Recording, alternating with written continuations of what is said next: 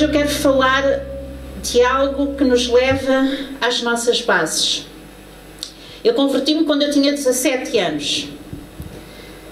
Já passaram muitos anos. Muitos. Não digo quantos, mas muitos. E eu converti-me aos 17 anos e a minha conversão mudou completamente e transformou completamente a minha vida, porque é isto que Deus faz. E eu converti-me através da minha irmã, a Lina. Alguns de vocês conhecem a Lina. E a minha família, para quem conhece, sabe que tem um humor muito particular. Nós gostamos muito de brincar, para não dizer gozar uns com os outros. E a Lina foi a primeira a converter-se na família. E quando ela se converteu, ela teve a experiência completa. Ela aceitou Jesus, ela foi batizada no Espírito Santo e ela estava em fogo para Deus. E ela constantemente estava a evangelizar, constantemente. E nós lá em casa ouvíamos ela orar em línguas. Ela orava em línguas. E nós, com o bom humor que tínhamos, nós gozávamos com aquilo e achávamos piada. Lá está ela. E íamos ouvir o que é que ela estava a fazer, porque era tudo estranho para nós. E uma coisa que acontecia com frequência era termos pessoas que não conhecíamos de lado nenhum a ir bater a porta, a quererem falar com a Lina. E eles batiam a porta, entravam e a Lina lá levava para um quarto e ela falava com as pessoas aceitavam Jesus e iam embora. E depois, mais uns dias, aparecia outra pessoa a querer falar com a Lina. Eu não sei como é que aquelas pessoas que tinham conhecimento, não sei como é que aquela informação chegava até elas, mas elas chegavam lá à casa, batiam a Lina, levava as pessoas a Jesus e passados uns dias estavam lá outra pessoa. E houve um dia em que chegou uma senhora, nós não conhecíamos lado nenhum, não conhecíamos nenhuma daquelas mulheres, e chegou uma senhora para falar com ela, e a Lina encaminhou a senhora para o quarto, e eu disse, eu também quero ir, posso ir assistir? Ela disse, podes. E eu pensei, vou gozar com isto um bocadinho. E então eu deitei-me numa cama, e a Lina começou a falar de Jesus àquela mulher. E no momento em que ela começou a falar de Jesus àquela mulher, literalmente, o Espírito Santo baixou naquele lugar. Todo o meu corpo tremia, eu sentia-me como que em fogo, muito quente, não é? E do nada, eu comecei a chorar e eu disse, eu também quero isso. E do nada, naquele momento, o Espírito Santo que convence do pecado e da justiça, tocou a minha vida, e uma coisa que eu estava a levar com ligeireza e a tentar encaminhar para o gozo, ele agarrou-me e nunca mais me largou. A partir daquele momento eu entreguei a minha vida a Deus e nunca mais quis outra coisa na vida. Depois fui encaminhada para a igreja. E quando eu cheguei à igreja, apaixonei-me. Apaixonei-me pelo corpo. Apaixonei-me pela igreja. E é isto que eu quero falar com vocês hoje. As razões pelas quais eu amo a igreja. Quem me está habituado a ouvir-me pregar sabe que eu vou dar pontos. Então, quantos pontos é que eu vou dar? 3 pontos. Eu dou sempre 3 pontos. 2 pontos são pouco. E 4 pontos é demais, pois vocês ficam aqui muito tempo. Então, 3 pontos é o suficiente. Não é? Não, eu ponho pontos porque me ajuda a ter uma sequência e ajuda-vos a vocês a entenderem aquilo que eu estou a dizer. Eu quero que nós vamos abrir as nossas Bíblias em Efésios. Efésios capítulo 1 e vamos ler o versículo 22 e 23. E diz assim a palavra de Deus: e sujeitou todas as coisas a seus pés, e sobre todas as coisas o constituiu como cabeça da igreja, que é o seu corpo, tudo em todos. Então nós sabemos que Cristo foi constituído o cabeça da igreja. Então será que a igreja é realmente relevante? Será que a igreja é realmente importante? Quando Cristo, Ele próprio, é constituído como cabeça da igreja, nós não podemos negar isto. A importância da igreja. Nós não podemos negar isto. Não é? E diz que Ele sujeitou, ok? Todas as coisas a seus pés, foi constituído como cabeça da igreja, que é o seu, o que é que diz? Corpo. É o seu corpo. Então o que é a igreja? Isto é o beabá. Vocês todos sabem isto. Vamos passar um bocadinho pelo beabá, está bem? Então a igreja é o corpo de Cristo. A igreja é a família de Cristo. A igreja é, como diz na palavra original, uma assembleia pública. Ou é, na palavra original também vamos buscar esta ideia de que somos chamados para fora. E eu amo a dualidade que a Bíblia apresenta constantemente. Uma dualidade que nos faz lembrar a nossa humanidade e uma dualidade que nos leva a olhar para a divindade de Deus. O que é isto de sermos chamados para fora? Chamados para fora porque nós somos chamados para sair dos conceitos do mundo, para sair do pecado que reina no mundo. Então nós somos chamados para fora, separados para ser santificados, para sermos mais a semelhança de Cristo, mais a imagem de Deus aqui na terra. Mas depois há esta dualidade, que é, nós também somos chamados para fora para ir, em que somos capacitados com o poder de Deus para ir, transmitir, trazer luz, trazer sal, trazer vida, trazer transformação.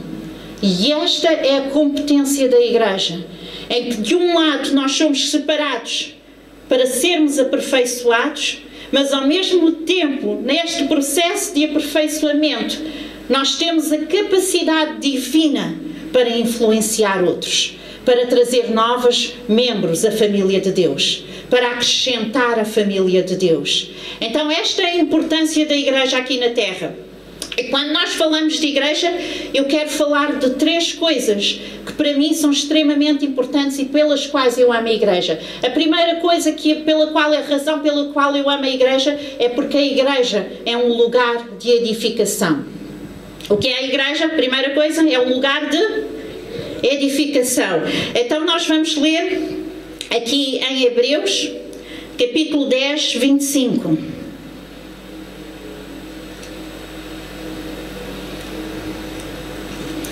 Capítulo 10, versículo 25. E diz assim, vamos começar um bocadinho antes, vamos começar no versículo 23, e diz assim: retenhamos firmes a confissão da nossa esperança, porque fiel é o que prometeu. Consideremo-nos uns aos outros para nos estimularmos à caridade e às boas obras, não deixando a nossa congregação como é o costume de alguns, antes admoestando-vos uns aos outros, e tanto mais quanto vedes que se vai aproximando aquele dia. E ele está a dizer, quando se está a aproximar o dia em que as coisas apertam, em que os finais do tempo se aproximam, essa é a altura em que mais tu te deves congregar. Essa é a altura em que mais tu te deves reunir. Ok? E quando nós falamos de igreja, nós podemos falar de igreja universal, porque a Bíblia diz isso, né? Que Jesus, ele, pelo seu sangue, ele comprou homens de toda a nação, de toda a tribo, de toda a língua e de todos os povos. Portanto, a igreja está espalhada pelo mundo inteiro. E Deus não faz distinção de povo, não faz distinção de raça, não faz distinção de pessoa, não faz distinção de criança, de idoso, de jovem, de adulto. Todos eles, aos olhos de Deus, são preciosos e fazem parte do seu rebanho. Ok? Então nós podemos falar desta igreja universal, e dentro da igreja universal nós somos uma parte desse corpo, e nós podemos falar da igreja local. E não é à toa, irmãos, que na palavra de Deus a maioria das cartas de Paulo, ou as cartas de Paulo, são escritas diretamente a igrejas locais. Não a igreja universal, igrejas locais. Quando nós olhamos para Apocalipse, para o livro de Apocalipse, e nós lemos aquelas cartas escritas às igrejas, são escritas a que igrejas? Ao pastor? São escritas de uma forma geral ao mundo?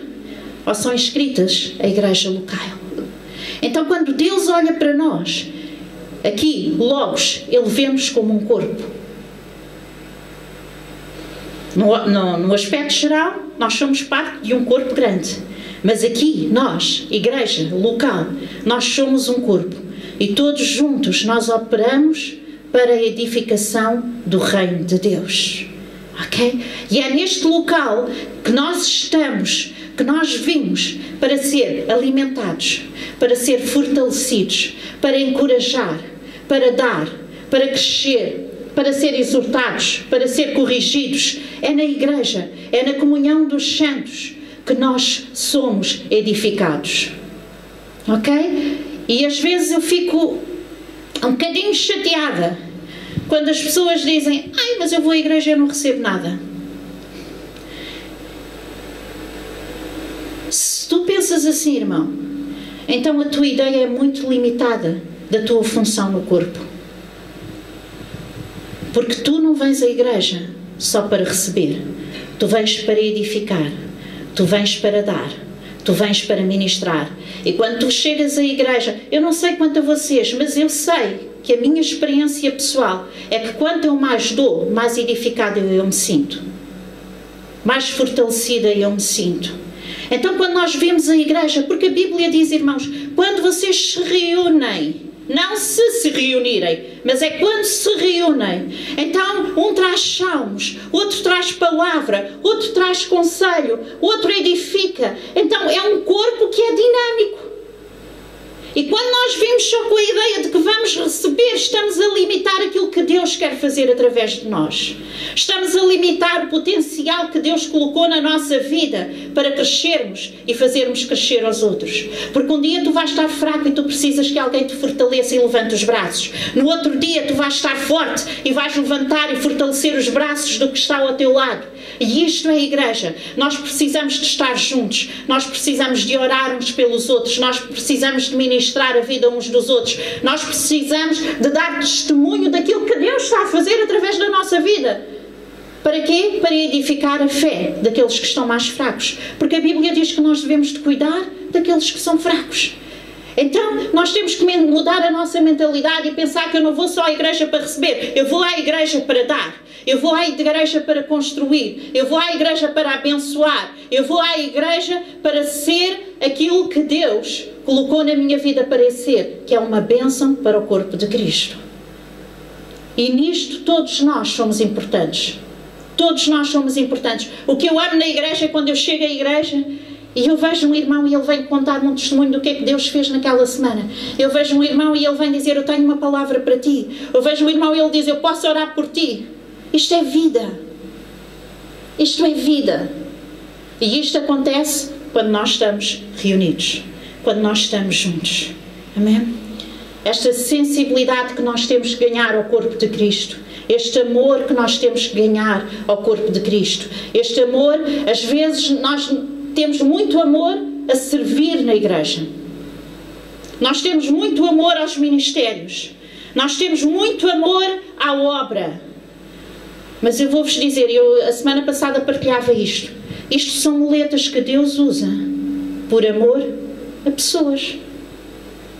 O nosso amor tem que ser maior pelas pessoas. Pelo povo. Cristo, eu costumo dizer isto, Cristo não amou ministérios, não amou obras, não amou... Cristo amou pessoas e fez obras por amor às pessoas. Temos que entender isto. Então tudo aquilo que a gente faz dentro da igreja tem que ser por amor. E nós temos que permitir que diariamente Deus alimente este amor, porque facilmente ele esfria. Facilmente nós perdemos o foco do nosso propósito como igreja. Nós perdemos o foco da nossa função como membros dentro de uma congregação. E o foco é amar como Jesus nos amou. Amar como Jesus nos amou. Esta é a importância de nós sermos corpo. Esta é a importância de nós construirmos juntos. Então, primeiro ponto, edificar, ok? Segundo ponto, porque é que eu amo a igreja? Eu amo a igreja porque a igreja é a autoridade de Cristo na terra. Eu amo a igreja porque a igreja é a autoridade de Cristo na terra. Há uma palavra em Mateus, capítulo 16, que só aparece uma vez na Bíblia, mas nós citamos tantas vezes, só uma vez aparece isto. E geralmente nós, quando temos uma dúvida acerca do que a Bíblia está a dizer, a forma mais correta de esclarecermos isso é procurarmos passagens paralelas para termos um entendimento maior daquilo que Deus está a querer explicar ali. E nesta passagem nós não temos uma passagem paralela, porque é a única que aparece. Temos outros contextos que nos podem levar a isto. Mas esta referência, Mateus capítulo 16, versículo 18, diz assim: pois também eu te digo, isto é Cristo a falar, que tu és Pedro, e sobre esta pedra edificarei a minha igreja, e as portas do inferno não vão prevalecer contra ela. E as portas do inferno não vão prevalecer contra a igreja. E há várias interpretações sobre isto. O que é que eles querem dizer com isto? E eu gosto de uma que é mais abrangente. Todas elas acabam por ir dar ao mesmo sítio, mas há uma interpretação que é mais abrangente e que eu gosto. E esta interpretação diz que Jesus está a referir a ida dele ao inferno e a autoridade que ele conquistou ali naquele lugar sobre a morte. E que, depois de sair daquele lugar, ele teve autoridade para edificar a igreja e dar a mesma autoridade à igreja. E logo de seguida, se nós lermos em Mateus capítulo 28, uma passagem tão conhecida, eu disse que hoje íamos ao Beabá. Capítulo 28 de Mateus, versículo 18 a 20, o que é que diz? E chegando Jesus, falou-lhes. Jesus estava-se a preparar para ir embora. E ele diz isto à igreja, diz isto aos discípulos que iam fundar a igreja: é-me dado todo o poder no céu e na terra. A autoridade. Jesus conquistou esta autoridade. É-me dado todo o poder no céu e na terra. Portanto, isto é para nós. Ide, ensinai todas as nações, batizando-as em nome do Pai, do Filho e do Espírito Santo, ensinando-as a guardar todas as coisas que eu vos tenho mandado. E eis que eu estou convosco todos os dias até a consumação dos séculos. E Jesus, que recebeu aquela autoridade total, ele transfere essa autoridade para a igreja. Para a igreja. Eu muitas vezes dou ênfase à nossa importância como indivíduos diante de Deus. Mas nós não nos podemos esquecer que a autoridade foi dada à igreja, a um corpo. A um corpo. E quando nós, unidos, quando nós juntos nos levantamos como um exército, Salma, as portas do inferno não prevalecem contra nós. A importância da unidade, este conceito espiritual, também falava disto a semana passada com o grupo, este conceito espiritual que ultrapassa a igreja, que ultrapassa o cristianismo. É um conceito espiritual, a unidade, porque se vocês olharem lá para fora, vocês conseguem perceber que a unidade tanto funciona para o bem como para o mal. Mas tem um poder tremendo. Agora imaginem um corpo unido com a presença de Deus, a direção do Espírito Santo, o sopro de vida sobre nós, a ser espalhado e a exercer aquilo que Deus nos mandou a exercer no mundo. Imaginem o potencial que isto tem. Eu gosto muito do exemplo da Torre de Babel, porque quando a Torre de Babel estava a ser construída, Deus diz que eles estavam tão unidos, que tudo aquilo que eles intentassem no seu coração não lhes seria impedido. Vocês conseguem perceber o poder da união?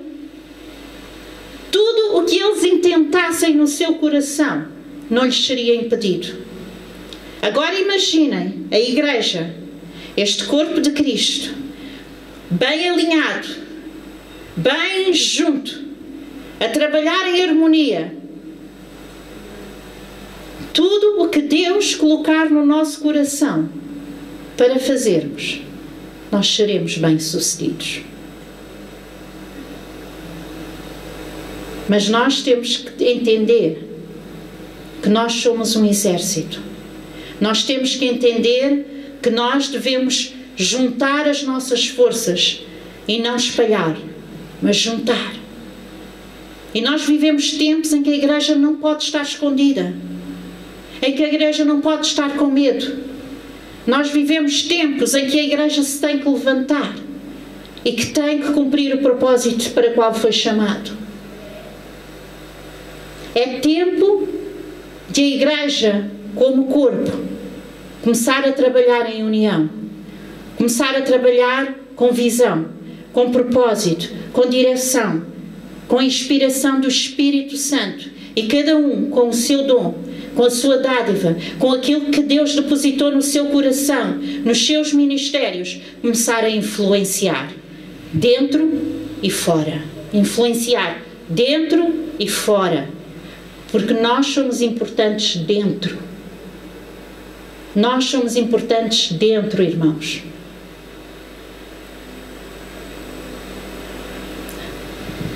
Juntos.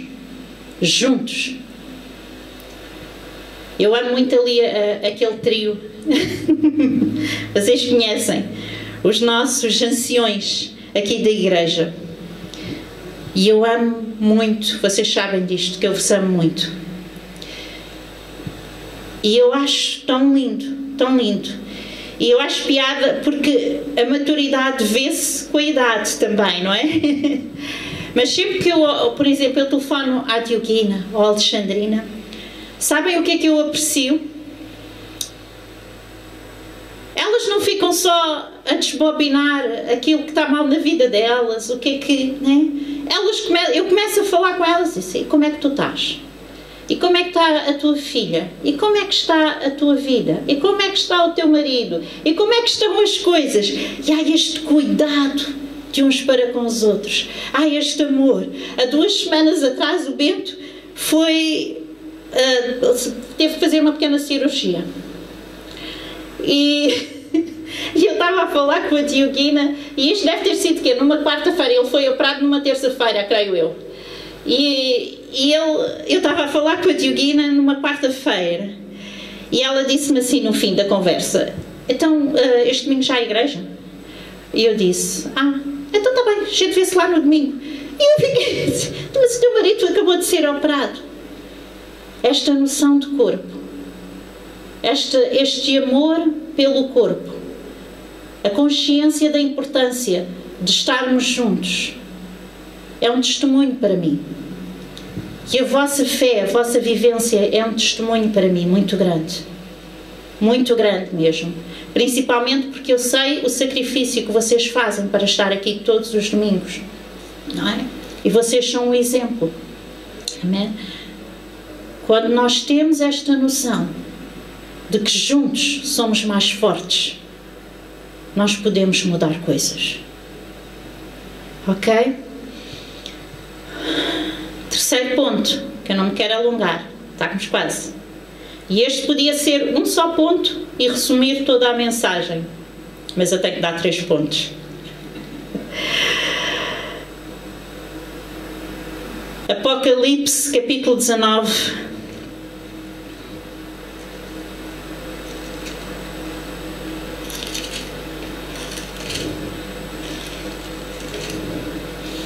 Apocalipse capítulo 19, versículos 6 e 8, diz assim: E ouvi como que a voz de uma grande multidão, e como que a voz de muitas águas, e como que a voz de grandes trovões que dizia: Aleluia, pois já o Senhor Deus Todo-Poderoso reina.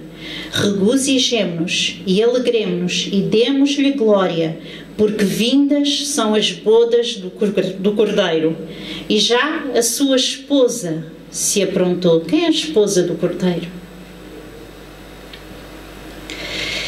E já a sua esposa se aprontou, e foi-lhe dado que se vestisse de linho fino, puro e resplandecente, porque o linho fino são as justiças dos santos. Porquê que eu amo a igreja? Porque a igreja é a noiva de Cristo. Eu amo a igreja porque Cristo ama a igreja. E isto podia resumir tudo. Eu amo a igreja porque Cristo ama a igreja. Eu sou a sua noiva. Eu, juntamente com vocês, somos a sua noiva. E Ele está a preparar tudo. Uma grande boda.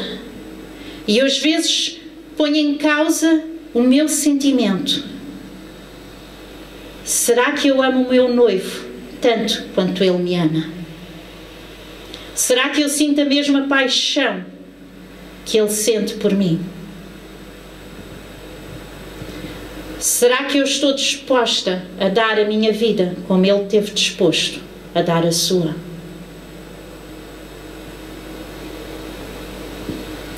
Ele é um noivo que cuida, ele é um noivo que alimenta, ele é um noivo que transforma, ele é um noivo que provê, ele é um noivo que sara, ele é um noivo que liberta, ele é um noivo que nos capacita,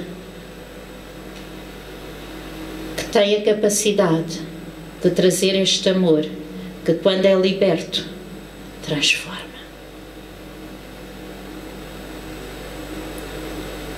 Eu não gosto de ouvir falar mal da igreja por causa disto. Porque a igreja é o projeto de Deus. A igreja é a noiva de Cristo.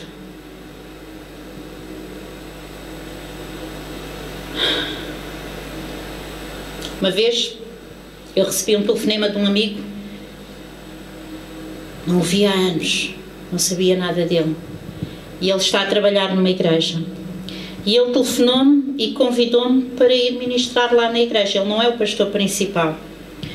Mas no decorrer da conversa, ele começou a falar de tudo aquilo que estava errado na igreja dele. E depois começou a falar do pastor dele.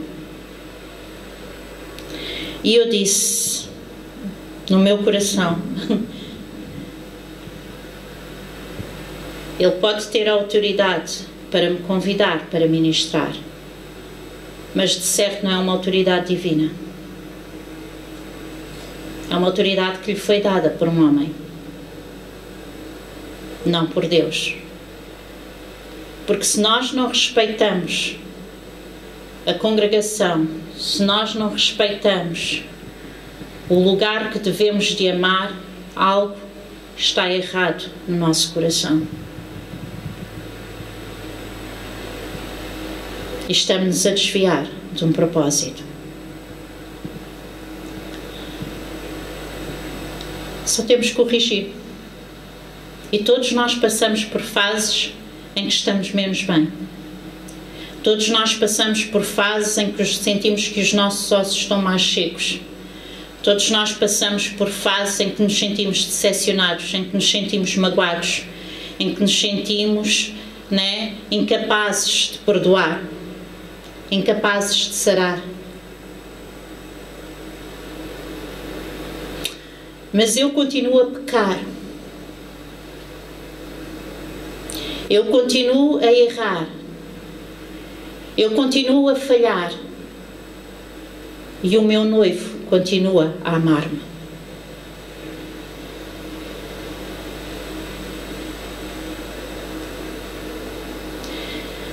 Então nós precisamos de ter mais o coração como o de Jesus. Nós temos que pedir a Deus a graça para perdoar, a graça para amar, a graça porque não é fácil. Eu estou a falar e isto parece muito simples. E eu sei que não é fácil. Porque a Bíblia diz que o ferro aguça-se com o ferro. E quando nós estamos juntos, nós vamos ferir, nós vamos magoar, nós vamos errar, nós vamos falar palavras menos boas, nós vamos ser menos sábios a lidar com as coisas. Mas o mesmo Deus que nos ama com todas estas nossas falhas, é o mesmo Deus que nos capacita para ser sal, é o mesmo Deus que nos capacita para ser luz, é o mesmo Deus que liberta e sara as nossas mágoas, e sara as nossas feridas, e cura o nosso interior, e transforma-nos. Por isso é que eu digo que o amor tem que ser diariamente. Diariamente. Nós temos que buscar esta capacidade diante de Deus diariamente. E quem é casado sabe disto, não é? Quem é casado sabe disto. Nós, para nos entendermos todos os dias, nós temos que pensar que amamos aquela pessoa. Não é? E que o amor que nós temos é maior do que as dificuldades que nós estamos a ver. E na igreja nós temos que pedir este mesmo sentimento a Cristo. Esta capacidade de amar independentemente do quê? Sem esperar nada em troca. Qual é a definição de amor? 1 Coríntios 13. O amor não espera nada em troca. O amor dá. Amém? Estamos nós apaixonados? Ou temos que voltar lá? Amamos o mesmo que Jesus ama? Amamos o mesmo que Jesus ama? Vamos ficar de pé, igreja, amém?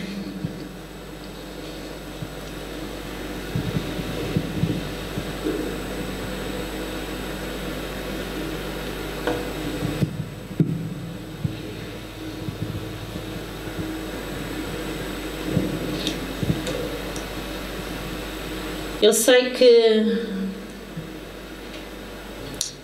não podemos estar muito próximos.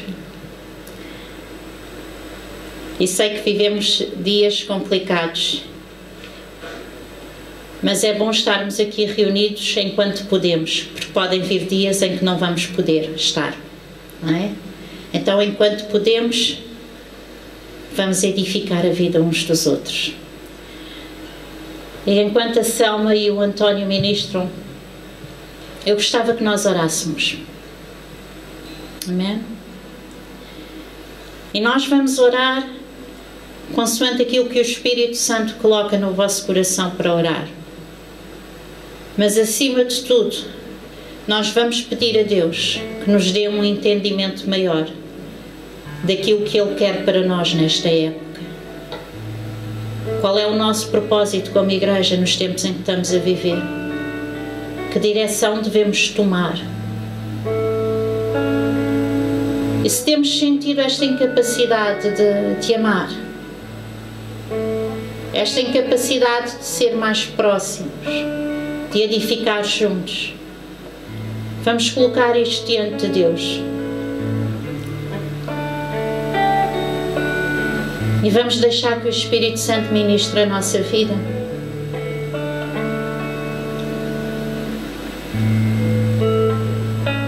E aquilo que eu quero é que vocês sintam a sensibilidade para ministrar a vida do irmão que está ao vosso lado.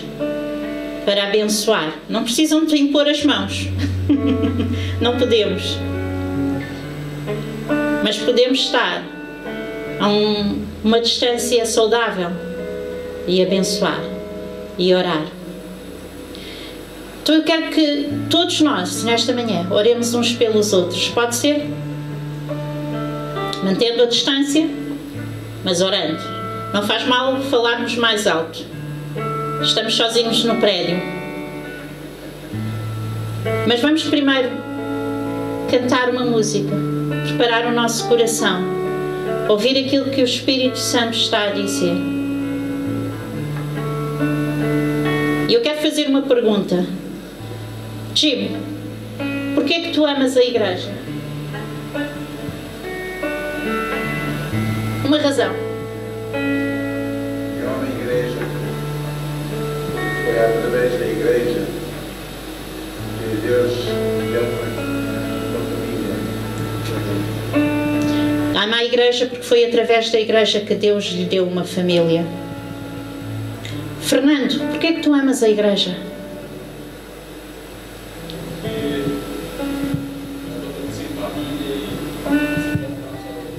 Podemos ser família e suportar uns aos outros. Joana, porquê é que tu amas a igreja? Tens de falar mais alto. Eu percebi.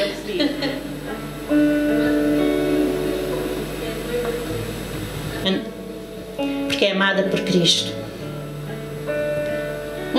Das nossas visitas que começam a ser frequentes. Porquê que amam a igreja? Sete, podes perguntar?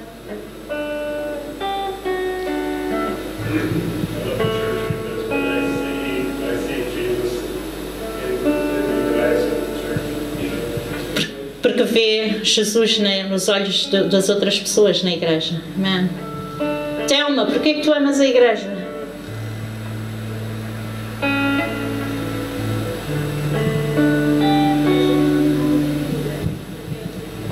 Deus transformou a vida dela através da igreja. Leonor, porquê que amas a igreja? Não ouvi. É a nossa casa. Sofia! Aí, estás bem longe, tens de falar bem alto. Porque é palpável o amor de Deus. Às vezes nós temos que lembrar o porquê das coisas, não é?